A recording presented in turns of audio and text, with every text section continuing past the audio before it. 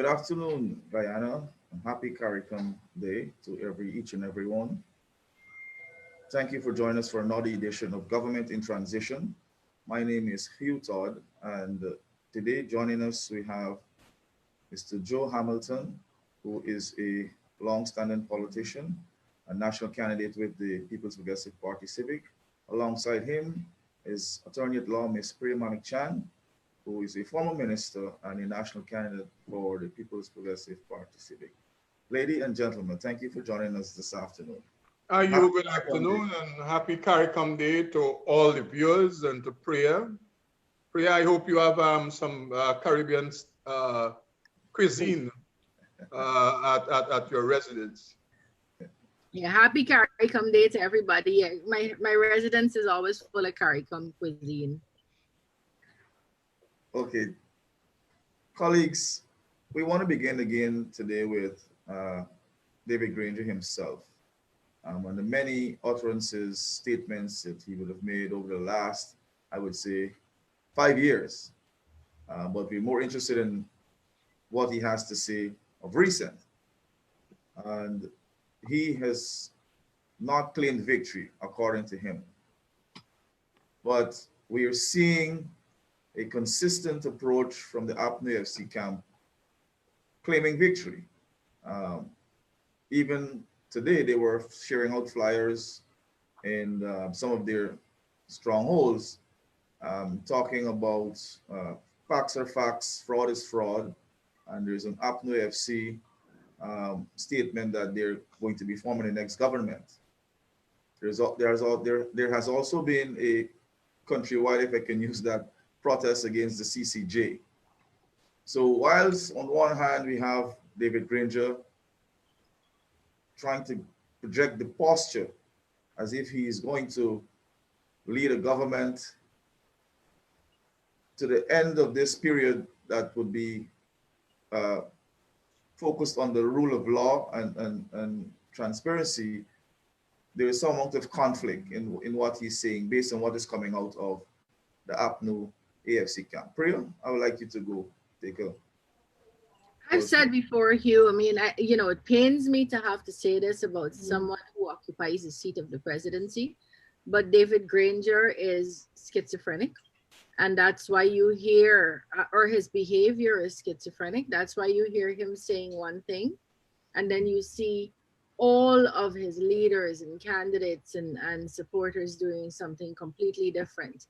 The reality is that has been his behavior from the first time we went into government. You would hear Mr. Granger say, and the painful thing for me, and I mean I'm actually hurt by it, is that I believed him, because here's an older statesman and so on.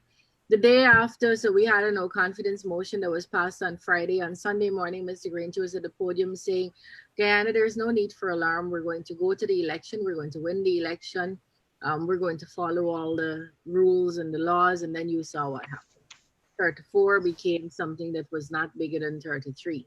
And then throughout this period, we're going to have a recount. And his candidate goes to court to stop the recount. Or we're going to comply with the numbers of the recount, and then that changes also. We love CARICOM, but you have your supporters cursing up and abusing down Mia Motley, who was merely speaking not even on her own behalf, but on behalf of all the CARICOM leaders in the country. So his behavior has been far from stable and far from reliable. We just can't rely on what Mr. Granger says. And for me, look, people fight elections all the time. That's what politics is. You have 2 sides or 3 sides or 12 sides fighting, and everybody wants a little bit of power. But we must be able to rely on our leaders. We must be able to rely particularly on the office of the president. When they speak, we must be able to believe what they say. And if they change that position, because people are entitled to change their positions, then you must come forward and say, look, at the time that I said this, this is how I felt. This is now how I feel, and let the nation know. But that's not what's happening here. Here, Mr. Granger says, I'll wait on the CCJ, and he has his placard holding protesters saying the CCJ are gangsters, a bunch of gangsters. I saw a placard saying that. Or he says, we believe the judges of the CCJ have high integrity, and we have his placard bearing members and supporters and candidates on his list calling into the question the integrity of the judges on the CCJ. So he is schizophrenic, and that is not behavior that is becoming of the office of any president. Yeah. So today, the Caribbean community is celebrating our union, celebrating our diversity, celebrating our history, our culture, our music, our people, our future. Yeah. And whilst that is happening, we have a man leading our country that is one of the original signatories to the Treaty of Chaguaramas. And what has been happening over the last 48 hours, this is not politics anymore. This is gangsterism. David Granger is behaving like a mob boss. It's only a mob boss, the mafia. When you have a court matter, they attempt to intimidate the court and judges. No leader that worth his or her salt will do something like that. So we have moved from, it's not a sanctimonious gangster anymore. This is a gangster, because this is what gangs do. This is what mob bosses do. This is what the mafia do. They don't believe that the court can apply justice, and therefore they believe that they must threaten and they must attempt to intimidate. And that this is what is happening. And I don't want to sugarcoat it. This is what has been happening. When you have this gang taking out full plate spread in Caribbean countries, speaking specifically to the CCJ and its judges. What else could you call that? That isn't politics. I mean, there's a lot of things we can do. We can say a lot of propaganda political party do. Yeah. But all of us, when it comes to the court, when it comes to the judiciary, all of us are circumspect, because we recognize in all the chaos and madness, if we cannot depend on the court, then we have chaos and mayhem.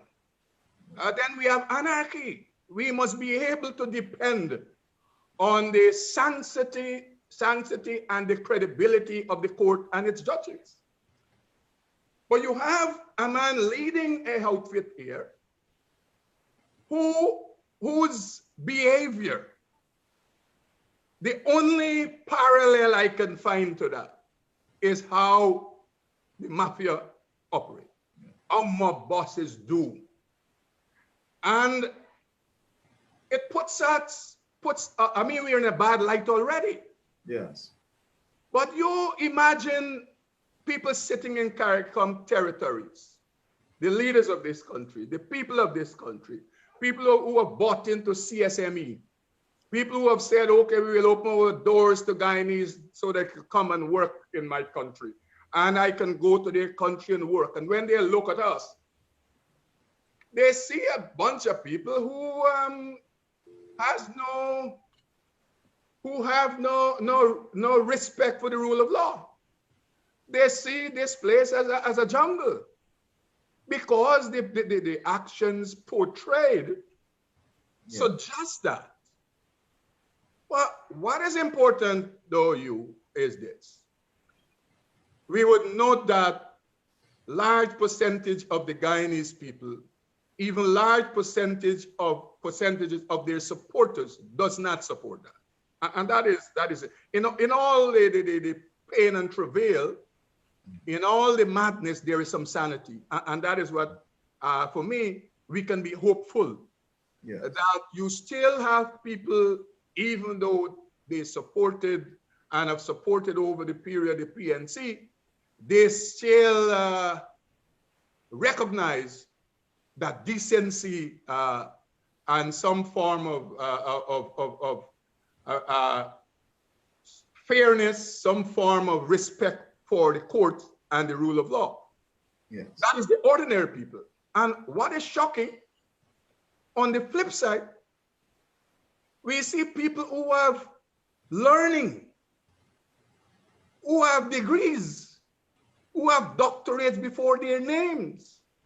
And that is, this period has really showed us all the titles before people, they can be beast-like and they can be animalistic, because the ordinary people, you know, now it's easier to have a conversation that makes sense and be listened to by an ordinary supporter and member of the PNC. Yes. It is difficult to have a conversation with the cultured people and the people of learning and the so-called middle class type in this period. And that is what, so this thing is on the flip side right now, where people who are not that literate, people who, some of them have just made primary school or some of them have made secondary school, you can have a conversation with them and they can say, you know, I didn't see it that way.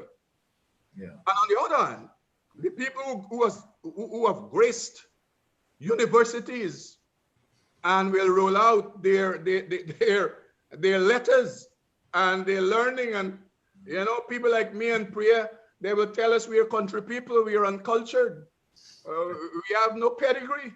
Yeah. But these people with all this pedigree, we have seen what they are, and the people of Guyana is having a good look at them, that these are not leaders you want to lead you anymore.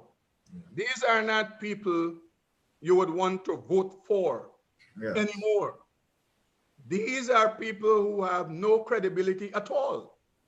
These are people who don't believe in truth, justice, and righteousness, even though many of them are Bible-bearing and people, you know? And that is where this country is at. And as I said, and I will repeat, what is good is that most Guyanese, 99.9% and more, they're in their homes today having a nice conversation, looking after their children, reminiscing on life from since 1973, when the Treaty of Chagaramas, it was signed. And our CARICOM brothers and sisters who might be listening to this program, I am pleading with you to recognize and understand, this is not Guyana. Yes. These are some people who are badly led by bad leaders who live in Guyana. Yes. This is not Guyana. What you see out there today, demonstrated with picketing, with pickets and cursing and swearing against the judges of the highest court in our land, which is the CCJ. I plead with you, my CARICOM brothers and sisters who are listening to this program and who might listen to this program sometime subsequent. What you see exhibited today is not Guyana. Yeah. There are some people who live in Guyana that are led by a man who many of them thought was a good man, who was turned out to be the worst person who has held the presidential title in this country. Yes, thank you, Joe. And staying on institutions, I want to move to GCOM, and we are fully aware of the battle that we've had to fight to remove Justice Patterson, who was unilaterally appointed by David Granger, and we had a lot of evidence before us that this administration was going to capture GCOM. And we fought tooth and nail to ensure that elections would be fair and credible. And we got that, we were successful in that. But lo and behold, following the polls of March 2nd, we've had Mingo presenting what he did. We were able to overcome that with a recount, and the hero himself emerged. That no other than Mr. Lowenfield, Keith Lowenfield, who is the Chief Elections Officer. Priya, I want you to, and I know you've done this many times before, but I want you to really give your view on Keith based on his appointment and what the people can expect, of Guyana can expect as we move forward, because we still have a declaration to be made. Right. So just before I do that, the reason I was this is the premier book. I don't know if you can see it. It's called Guyana, Our Country, Our Home. And right, this is what our children from grades 4, 5, and 6, this is what they write common entrance on, NGSA on. In fact, yesterday, one of the questions that came was on CARICOM. I think one of the multiple choice questions was, what does the dark blue on the flag stand for? What does it represent? And there is an entire chapter in this book about CARICOM and the Caribbean Court of Justice and the purpose of CARICOM. And just let me read this.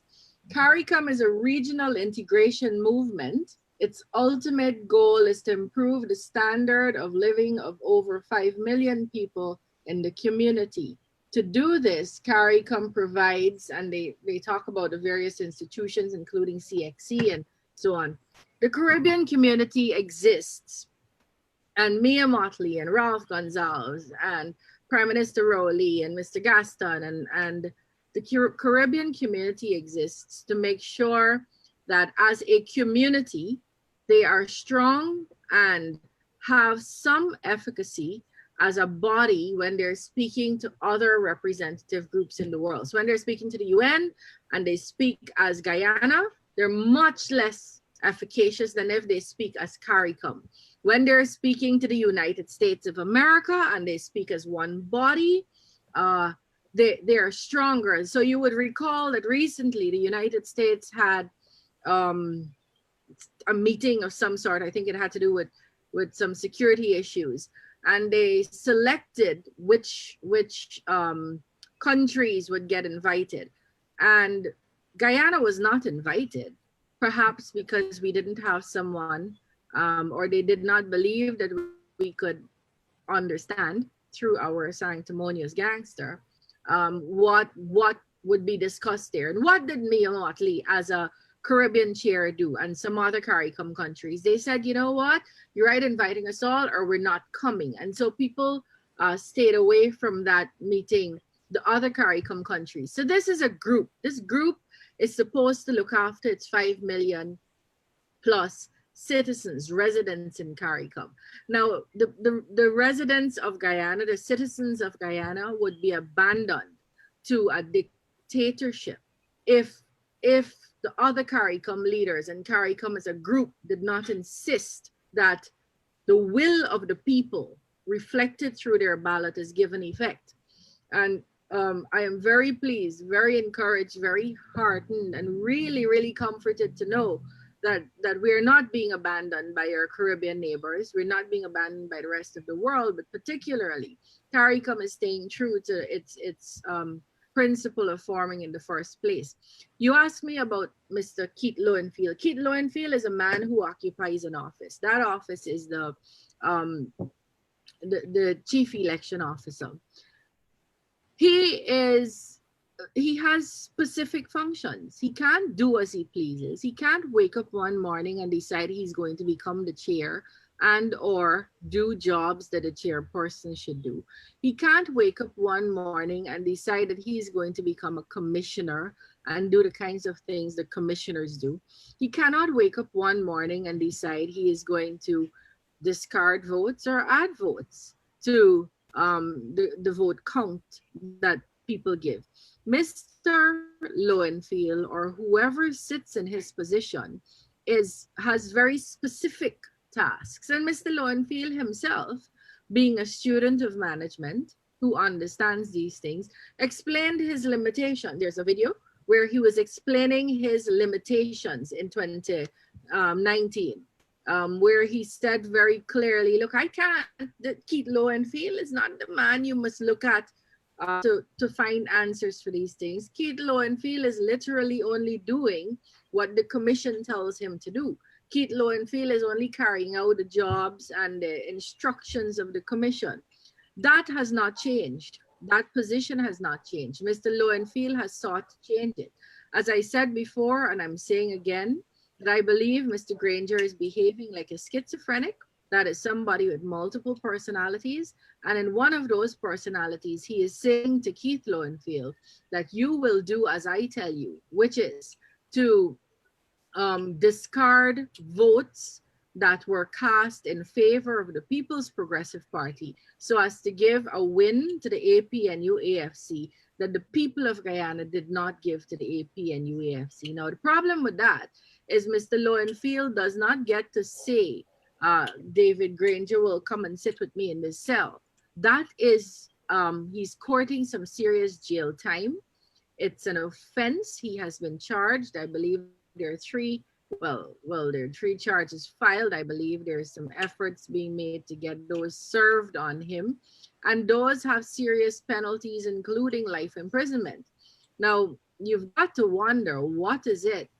What is it, Mr. Lowenfield? Why is it Mr. Lowenfield would allow himself? Why would Mr. Lowenfield's wife, sister, brothers, nieces and nephews, children, grandchildren, why would they allow him to be in this kind of position? Because he is going to get into trouble for this. And he's not going to get into trouble because we say so. He's going to get into trouble because there are charges filed. The people who have filed those charges intend to go all the way through with them. And there's already a whole heap of written evidence against him that has to be tendered, and that's it. He's in a lot of trouble. It comes down back to this. Keith Lowenfield are no one person in that position. It doesn't matter who it is. It doesn't matter how much we love them. Cannot decide who is going to get how many votes. The people of Guyana get to decide how people are going to vote. Yeah. And because, not how people are going to vote, how they are going to vote so as to give effect to who goes into office. Now, Hugh, in every election, there are people who win and people who lose. People bawl their eyes out. I held people crying and heaving and weeping in 2015 when the People's Progressive Party, Civic, lost. Now, I'm not sure if we lost that election because I think Lowenfield did work there also. But when we lost that election, people wept, people cried, people were upset, people were hurt.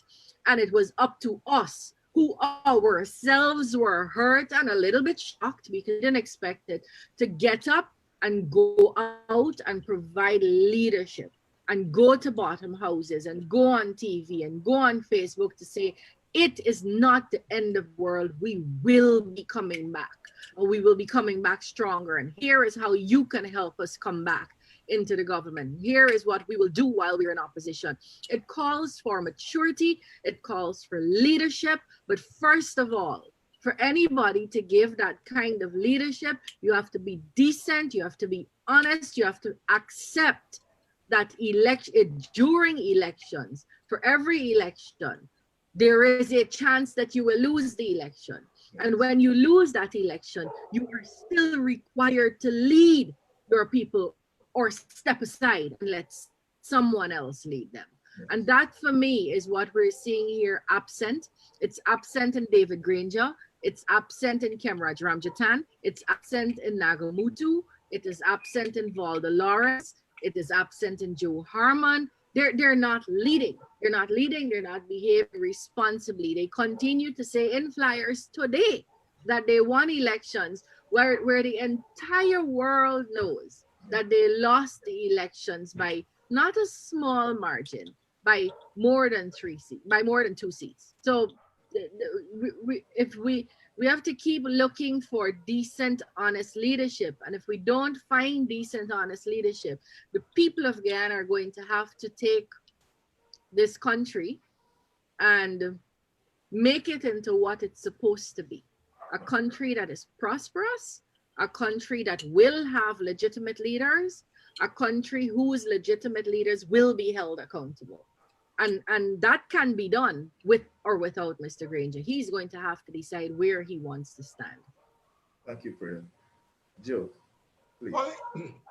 You following up from where Priya left off is the point she made about us where we were going back 2011, because we lost the majority in the government and we couldn't get nothing done because of this one-seat majority. And then we lost government in 2015. And so it was a painful period from 2011 right up to 2015, and I would say several months after May 2015, for us who were around and who had to hold each other up and, you know, lean on each other and lean on each other's shoulders.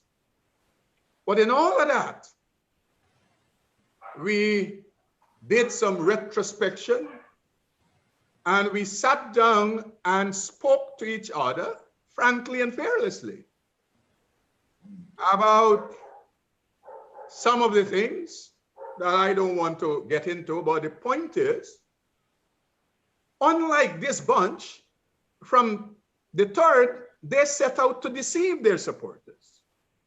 They set out to deceive the other leaders of the leadership who are not in the in of the army. I am confident that as we speak today, 4 months after, it is only a handful of persons in that cabal who would have seen the statements of votes. Yes. I'm confident. And the difference here is, as Priya pointed out, is leadership. Where we didn't cry and shed tears and go down in sackcloth and ashes, we rolled our sleeves up, and our pants falls, and we say that we have to do things differently. And people will see us doing things differently, even in opposition. You know, that is important. That in opposition, we set out to do things differently. And everything we set out to do focused on the people and their well-being. We challenged the coalition on every policy and program that was inimical to the well-being and the development of the Guyanese people. And many persons who are non-traditional type, who never paid attention to the PPP, they saw the PPP as a viable opposition who can become government and who they will help to get into government.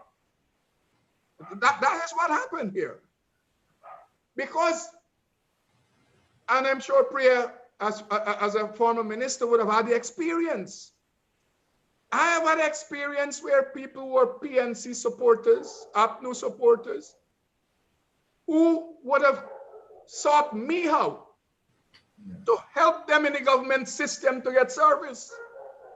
You understand that?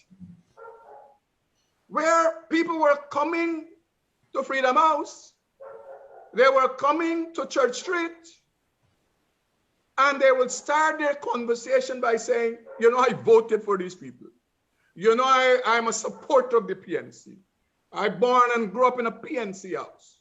But here, my daughter has a problem. My son has a problem. Somebody needs medical intervention. Somebody has a problem in the education stream. And we, not being in government, we were able to resolve many problems for many persons. When the people who they voted for, they couldn't get access to them. People will say, you know, the phone numbers that I used to call, they don't exist anymore. The little bar in the corner that they used to come and play dominoes and drink a Malta with us, we don't see them there anymore. And so we helped, and thousands of people, we know about many cases that are popular with farmers and people with land issues, and so that ANIL had to intervene. We know of those, but I'm saying to viewers, there are thousands of cases like that that we help Guyanese people get service being out of government. And so I am saying that look at the difference here I'm painting here. That you have a set of people who lost government, and all they continue to do is lie and deceive their supporters, not leveling with them. And they can only continue to do worse than they're doing, because unless you start off by being truthful to yourself, you will continue to go down that road. Today we see them trying to intimidate the CCJ judges. I will predict that after Wednesday, they will be in front of GCOM trying to intimidate Clarity. I can predict that. Yes. Because that is how they function. And they don't understand this is a different world. Nobody will take bullying. At least the People's Progressive Party Civic will not be bullied, cannot be intimidated. The PPP in political business 70 years. So I don't know, the PPP have survived the colonial masters. They have survived the dictatorship. They have survived the Asmonite, more fire and slow fire, and they will survive David Granger, because the PPP is here to stay. It's ain't going no place. So you have to live with that. For all of those who have problems with the PPP, you have to live with that. PPP will be here. And very shortly, the PPP will be in government again. So you have to live with that. There's nothing you can do against that. So as I said, let us prepare for by Thursday. All the picketing and protests will move into the precincts of GCOM, where they would attempt to intimidate the chairperson of GCOM, because the chairperson has already publicly indicated where she is going with this matter. Yes. She has already publicly indicated that. So these people who are still asinine to believe that somehow, somewhere, David Granger will be sworn in and life will go on like it is, all they're doing is fooling themselves. That will not happen. And even if God forbid, this country will not be the same ever. Yes. Because this country will change radically and drastically. And the Guyanese people will not allow that. And we have the support of the diplomatic community, CARICOM, and they will not allow that, because this will set a bad precedent. You know, Trinidad got elections August, you know. And therefore, are we to suggest that if Kamala UNC wins, Rowley is to say, okay, I ain't going nowhere, I'm staying in the Red House? That is what we're going to have in this part of the world. Yeah. That cannot happen and will not happen. So it's just dreaming that somehow, and two things I want to say here. The police commissioner and the leadership of the police force, today we call on you. Unless you pay serious attention, because I get a view that APNU-AFC believe that they have some latitude and cover to do whatever they want to do on the road. And the commissioner of police must speak to the nation, because, Mr. Commissioner James, any harm come to the Guyanese people or their property, you will be held responsible personally. Yes. Because you're the chief law enforcement body in this country. And you cannot have a bunch of people who believe that you gave them tacit approval to do whatever they want to do. And Priya would know more than I do. A couple dozen of our people went to protest, observing all the protocols of the COVID-19. And 2 of our people were charged. For that matter, you had a senior policeman there. I saw a video, Priya, having a conversation with him, who was gung-ho that this protest must come to an end. Yes. And you see what has happened, and you see what has been happening around GCOM. And the police force just stand up there and gleefully let it happen. I have not a prediction I would give. The protest they had today was in large measure in their communities that support them. Situations, yeah. I am predicting, you and the viewers, they will attempt to take these protest activities into communities that support the People's Progressive Party. I am predicting that because the old game plan is to create instability. That is what this game plan is. So, Mr. Commissioner, you better wake up, because you will be held responsible for any harm come to people and their property in this country if you don't want to deal condignly with the APNU-AFC people who are running wild on the road. Yes, colleagues, thank you very much, Joe. I want to close by ending with the threat of sanctions moving to sanctions being actually rolled out. If you go all the way back to 2015, David Granger told the world in opposition that sanctions was not a good thing for Guyana, and he was calling sanctions to be brought to bear on Guyana because of us moving to the courts and moving to Parliament to the purgation, which was lawful. So the purgation was lawful, and he felt that we should have been sanctioned for that. Here it is, you come to 2020, and he is denying the will of the people, and he is telling the world that there should not be any sanctions. Why are you doing that to us? We're law-abiding. We're following the rule of the law. We've done nothing wrong. Leave us alone. I can go on and on, but Priya, I want you to and again, that's why I say we have a schizophrenic president. In 1 year, not so long ago, on video, we live in a different world. Everything is recorded these days. On video, Mr. Granger says, Mr. Ramatar's decision to prorogue the National Assembly, which is provided for in the Constitution, should have brought upon this country sanctions by international bodies, by other countries, by friends and allies. In 2020, Mr. Granger, who is holding on to government in defiance of the will of the people, although people threw him out of office, is saying sanctions would not be good for Guyana, and he's right. Sanctions are not going to be good for Guyana because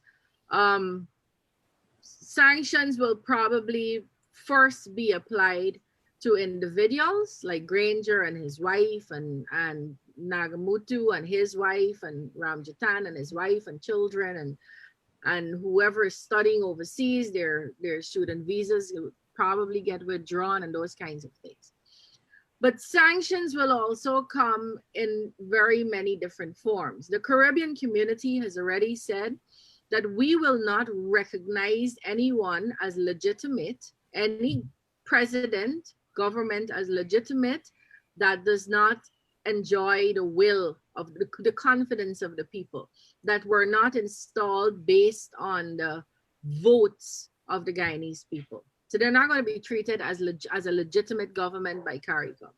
The ABCE countries, America, Britain, Canada, the European Union countries have already said we're not going to treat any government that ascends office legitimately. In fact, the EU ambassador went on to give examples of countries where it was painful for them, but they had to, not because they want to be bullies, but because they have principles that they have to live by. And anyone who steps outside of those principles is no longer going to be treated as part of that family. We've had Norway and India and France and the Commonwealth countries, that's 54 countries, and the Organization of American States all say already that we cannot treat as legitimate any president or government that assumes office that does not enjoy the confidence of the people so expressed through their ballot. Yeah. And so it's not only going to be their visas being taken away and their bank accounts being frozen and homes that they have being frozen and so on. When you don't treat a government as legitimate, they can't apply for aid. They can't get aid. When they won't be able to go to meetings. They won't be able to participate. Guyana, by they, I mean Guyana won't be able to participate in climate change meetings and COVID-19 meetings and meetings that are necessary for people to develop. Yes. In addition to all of that, they might actually say, for example, we have our oil money right now sitting in a bank in the United States. Our people right now, 12,000 persons have been given vouchers this week after they've been home for the last 4 months. We have hundreds of thousands of families who need vouchers. We have money in a bank account somewhere else, but we can't access that because we have an illegitimate. It's not even at one point they were a caretaker government. They're now an illegitimate government who cannot access that money. So sanctions will come, not because people want to bully Granger, but because you cannot be part of a humane, rights-loving family in the world when you want to be a thief. You can't be a thief in that large family. You can't divert and depart from those very, very basic principles and values that the world lives by and not be sanctioned. And those sanctions will hurt us all. So we have to make sure, not only because it is wrong to steal the election, but in the interest of Guyana, in the interest of all these children who will be writing common entrance next year and who will be looking to compete with the kids in Trinidad and the kids in Barbados and the kids at Harvard, we have to make sure that we do all we can to make sure Guyana does not get sanctioned, which means we have to remove the APNU-AFC from office and give effect to the will of the people of this country, which is to install an Irfan Ali presidency and cabinet. Thank you. Closing. Yes, I think the diplomatic community, they have moved last week from talking to acting. Action. I think that is where they're at the moment. And that was spelled out lucidly by the Secretary of State of the United States, because he didn't, I think a couple of statements he made in the past.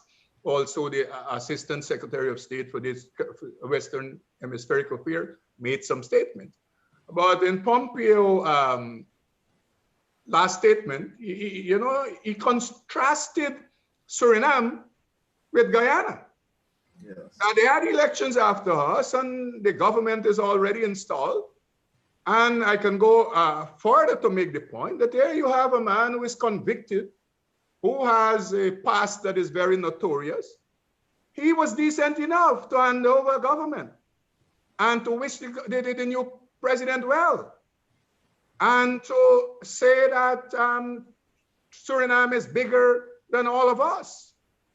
And Pompeo contrasted that with Guyana, where since the 2nd of March we had elections and we're yet to have a result. So we're at this place where action is being taken. I'm confident about that. And I suspect that going forward in the new week, more action is likely to be taken. And for those who are mad enough, who believe that somehow, some way, Granger could be sworn in, I say to them, you don't have to wait on Claudette Singh and that kind of thing, you know. Call a big party at coffee. I'm sure you could find one of the judges that are close to you in the judiciary and let them go there and at the square, at Durban Park and swear Grange. And I don't know why they're frustrating themselves, you. Yes. I mean, you want this man to be sworn in without the confidence and the ballots and the will of the people. Just go and swear him in and let us see what happens. So the diplomatic community will act and continue to act. Yes. And let me say this. The thing is, regardless of what the verdict at the CCJ is on Wednesday, that has no bearing, in my view, on the declaration that GCOM chair is to do. And that declaration is to be done based on her instructions on the tabulation of the recount of the votes. Yes. That is what it is. And so I believe also that even after Fanali is sworn in and the PPP takes government, some of these people are still going to face sanctions because they would have to be made examples that no other government in this part of the world will attempt to reinstall itself without having the confidence of the people. And so we look forward for the chairperson of GCOM to very shortly, soon after this case is over, to make the declaration based on the recount result that shows the People's Progressive Party Civic garnering 233,000 votes and winning these elections, and Irfan Ali, who is deemed president, becomes the president of the republic. That is our expectation. Yeah. And so we just ask people continually to be patient.